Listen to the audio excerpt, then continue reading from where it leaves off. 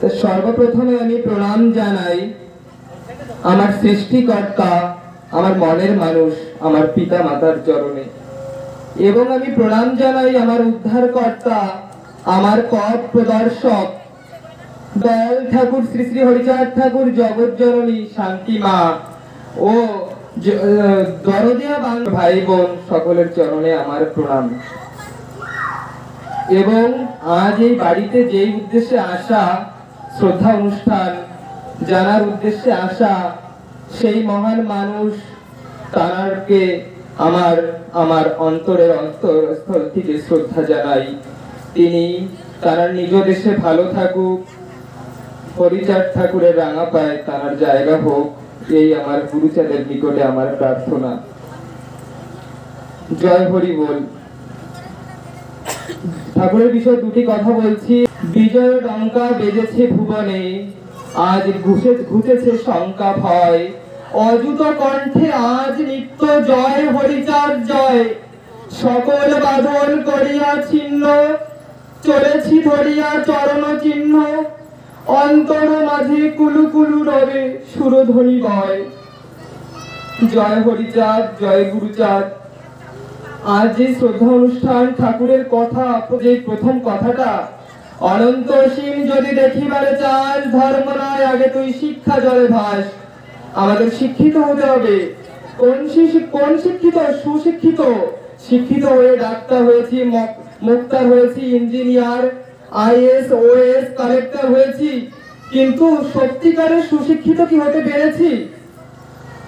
বাবা গুরুচাঁদ ঠাকুরের দিকে তাকালে আমার হৃদয় সত্যি কান্না করছিল, যে কথাগুলো সত্যি সহ্য করা যায় না। রাজীব বলে গেছে, যদি তাজা রক্ত দিয়ে দিই তবুও গুরুচাঁদের ঋণ শোধ হবে না। নকুল বিশ্বাসের গান।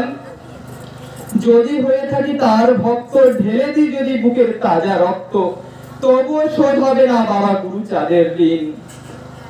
আমার ঠাকুরের কথা, ঠাকুরের ঋণ শোধ হওয়ার নয়। হরিচাঁদ ঠাকুরের একটি কথা, লীলামৃতের কথা, কুকুরের উচ্ছিষ্ট প্রসাদ পেলে খাই, বেদ বিধি শৌচাচার নাহি মানি তাই। আমার ক্ষুদ্র জ্ঞানে ঠাকুর, আমি বলছি, যেই বেদ বিধি মানুষে মানুষে বিভেদ সৃষ্টি করে, পশুর থেকে হীন বলে প্রতিপন্ন করে, সেই বেদ আমার মতে, আমার ক্ষুদ্র জ্ঞানে এক কথায় আমার শত্রু। বাবা হরিচাঁদ ঠাকুর এখান থেকে 200 বছর আগেও কত বড় চিন্তা, কত বড় চেতনাশীল মানুষ হলে এই কথা বলতে পারে। তিনি বলেছিলেন, তারক গোসাই লীলামৃত লিখেছেন, লীলামৃতে সৃষ্টি হরি লীলামৃত। আমরা যদি একটু নিরিখ করে দেখি, হরিসঙ্গীতের অনেক গানে আছে, এক নিরিখে ধরো পারি। আমরা কি পারি এক নিরিখে ধরতে পেরেছি? আমাদের নজর মাকাল ফল উপরে সুন্দর, ভিতরে কিন্তু কেমন আপনারা জানেন। আমরা ভান্ডামি কুসংস্কার, এই গুরুগিরি, যে গুরুগিরি নয়, কোন গুরু? সেই ভান্ডামি কুসংস্কার, অলৌকিক যেইগুলো কোনো কাজের নয়, সেইগুলোকে আমরা সেই বার্তাগুলো লোকের মাঝখানে পৌঁছাচ্ছি। হরি গুরুচাঁদ ঠাকুরের মূল দর্শন, হরি গুরুচাঁদ ঠাকুরের আদর্শটা, সেটা কি পৌঁছানো আমাদের কর্তব্য নয়? আজ কালকে দাদু যখন আমাকে বলেছিলেন যে তরুণ আসতে হবে রাতে, আমার শরীর অনেক অসুস্থ, জ্বর আমার, তারপরেও আমার কর্তব্য যে আসতে হবে। গুরুচাঁদ ঠাকুরের কাছে আমি ঋণী, এই যে আমি দাঁড়িয়ে থাকা গুরুচাঁদ ঠাকুরের কাছে, যদি না আসি বেইমানি করা হবে, তাই এসেছি। তাই আমরা সত্যিটাকে ধারণ করবো, সত্যি জিনিস। বাবা সাহেব আম্বেদকরের একটি কথা, যেই সমাজের বুদ্ধিজীবী শ্রেণী নিজ সমাজের পথভ্রষ্ট বেঈমান হয়, সেই সমাজের সর্বনাশ করার জন্য কিন্তু বাইরের শত্রুর প্রয়োজন হয় না। আমাদের বুঝতে হবে, আজকে আমাদের দাদু মতুয়াচার্য রবীন্দ্রনাথ বিশ্বাস কোথায় কোথায় ঘুরে মতুয়া দর্শন, অযোধ্যা দাদু হরিচাঁদ ঠাকুরের দর্শন দাঁড়ে দাঁড়ে প্রচার করছে।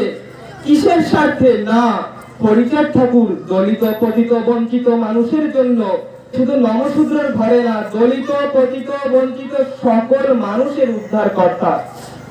সেখানে আমি যখন মাকে আজকে প্রণাম করে আসছি, মাকে বলছিলাম, মা বলে শুধু ব্রাহ্মণ নয় বাবা, ব্রাহ্মণ্যবাদের বিরুদ্ধে বলো।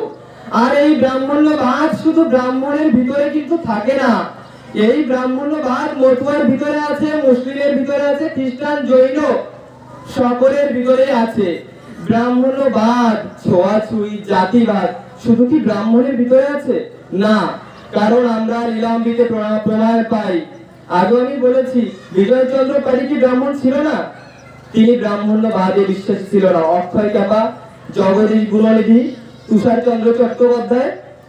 ব্রাহ্মণ্যবাদ আমাদের বর্জন করতে হবে, ব্রাহ্মণ নয়। তাই আমরা শিক্ষিত যারা হয়েছি তারা যেন সুশিক্ষিত হতে পারি। রাজীব বলে গেল, পূর্বপুরুষের দোহাই দিয়ে আমরা আজও চলি। কেউ যদি আজকে এই দাদা যেই কাজটা করেছেন, এই মহৎ কাজের পিছনে যখন চলে যাব হয়তো অনেক অত্যাচার হতে পারে, কিন্তু এই গ্রামের লোককে আমি সম্মান জানাই। এই গ্রামবাসী অনেক ভালো যে সত্যি এই দাদাকে অনেক সহযোগিতা করেছেন, এবং এই গ্রামবাসীর চরণে আমার প্রণাম। আজকে যে আমরা বলি, আমার একটা মামার মেয়ে বলছিল যে দাদা তুমি এরকম কেন যাও, এগুলো কেন প্রতিবাদ করো? পূর্বপুরুষ আমাদের করে এসেছে। আমাদের পূর্বপুরুষ, আমার বাবা লুঙ্গি পরে বাজারে গিয়ে মাছ বিক্রি করতো, তাহলে আজকে আমি তরুণ কেন পড়াশোনা করছি? আমারও তাই করার কথা নয় কি? আমাদের পূর্বপুরুষ ওই পুকুরের জল খেত, বলে গেল যে পুকুরের জলে নোংরা দূষিত জীবাণু, সেই পুকুরের জল খেত। কিন্তু আমরা কেন আজকে অ্যাকোয়াগার্ড, ফিল্টার করা জল বোর খুঁজি বাড়ি বাড়ি? কিসের জন্য? কারণ আমরা শিক্ষিত হয়েছি, আমরা সত্যিটাকে সত্যি বলে একসেপ্ট করতে শিখেছি, তাই তো? তাহলে আজকে আমরা কেনই দ্বিধাবোধ করি? আজকে এই জাতি, তুমি কি, তুমি নমশূদ্র, তুমি ক্ষত্রিয়, তুমি বৈশ্য, তুমি জেলে, তুমি মুচি, কেন এই জাত বিভাজন? আমরা যদি সত্যিকারের ভাবতে পারতাম আমি মানুষ, আমার একটাই পরিচয়, আমি মানুষ, কেটে দিলে এক রক্ত। আপনারা একটু ভাবুন তো, উঁচু জাতের জম আর নিচু জাতের জম, জম তো একটাই হয়। যে আমি তো জম বিশ্বাসী নই, তবু যারা জম বিশ্বাসী বলে মরে গেলে জমে নিয়ে যায়, তাহলে তখন কি উঁচু জাতের জম আলাদা নিয়ে যায় নিচু জাতের? এমন কি আছে? আমার জানা নেই। তারপরে আমাদের একটা জিনিস যদি একটু অনুধাবন করে আমরা সবাই বুঝিও আমরা সেই কাজটা করি না, কারণ নিজেদের স্বার্থ।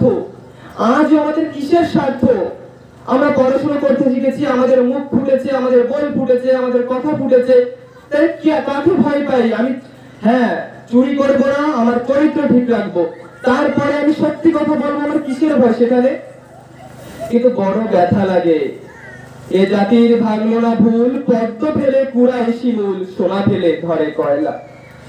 আজকের এই শতাব্দীতে দাঁড়িয়েও আমরা সত্যিটাকে স্বীকার করতে পারি না।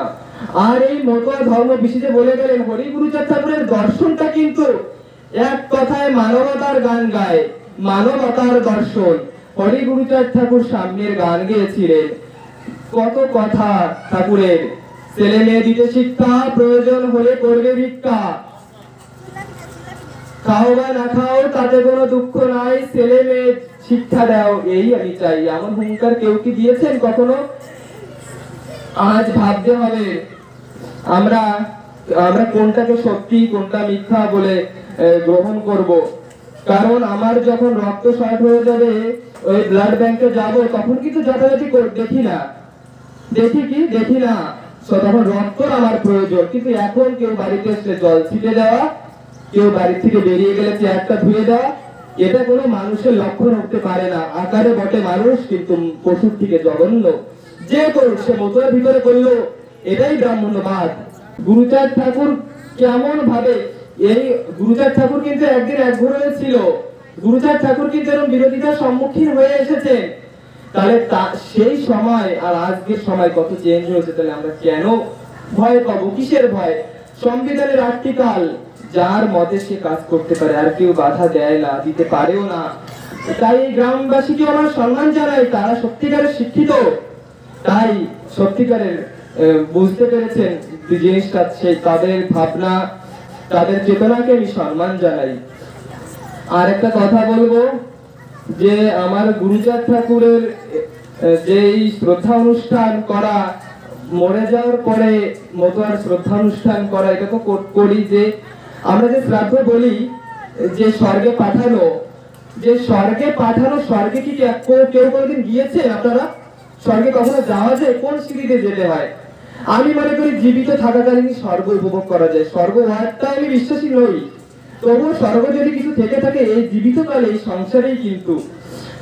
তাই এই বাড়িতে যেই মা, এই মহান মানুষের যে সহধর্মিনী আছেন, যাকে রেখে গেছেন, সেই দাদাদের কাছে আমার রিকোয়েস্ট, সেই দাদারা সেই মাকে যেন ভালোবেসো, সেই মাকে যেন সত্যিকারের শ্রদ্ধা করো, তাহলে তার আত্মা শান্তি পাবে আমি মনে করি।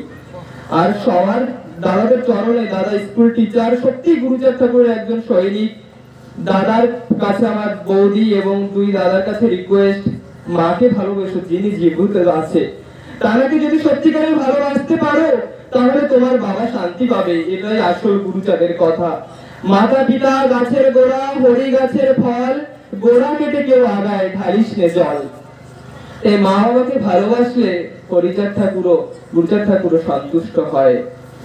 আর বেশি কিছু বলবো না, অনেক সময়ও নিয়েছি। বিশেষ করে মতুয়া ঘরের পিতা মাতার কাছে আমার এই রিকোয়েস্ট, সবদিন এই কথা আমি বলি, ভাই বোন আমাদের যারা, তাদেরকে হরিগুরুচাঁদ কি চিনাবেন, দ্বাদশ আজ্ঞাটা তাদের বই টেবিলের উপরে লাগিয়ে রাখবেন, তারা যেন একবার দেখে। একটা গুরুচাঁদের ফটো যেন লাগাবেন, তারা যেন দেখে বোঝে গুরুচাঁদ কি। কারণ যখন মাটি কাঁচা থাকে তখন কিন্তু জিনিস তৈরি করা যায়, পেকে গেলে আর হয় না।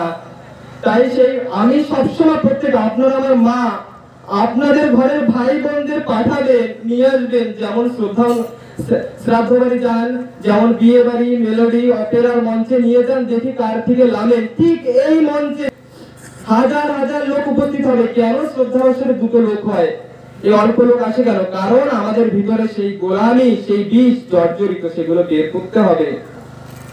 আর আমি একটা জিনিসই চাই, শোষণ আর শাসন, এই দুটো জিনিস, এক মালিক আর শ্রমিক।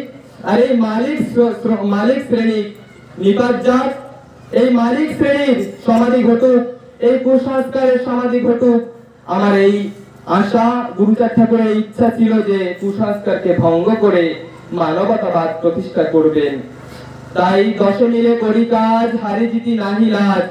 আমরা সকলে মিশে হাতে হাত রেখে এই মতুয়ার সংগ্রাম, হরি গুরুচাঁদের সাম্যের গান মুক্ত কণ্ঠে আমরা সকলে গাইব, এই আমার আশা। আর আমাদের যেন, আমার হৃদয়ে যেন হরি গুরুচাঁদের দর্শন, আপনাদের আদর্শ যেন অঙ্কুরিত হয়। আমি যেন মতুয়ার পথকে ধারণ করে, হৃদয়াঙ্গন করে, যেন লালন পালন করে সঠিক পথে চলতে পারি, এই আমার আশা। ভুল ত্রুটি হলে ভুলটাকে আপনারা শুধরে নিয়ে সঠিক পথ দেখাবেন। জয় হরিচাঁদ, জয় গুরুচাঁদ। হরি।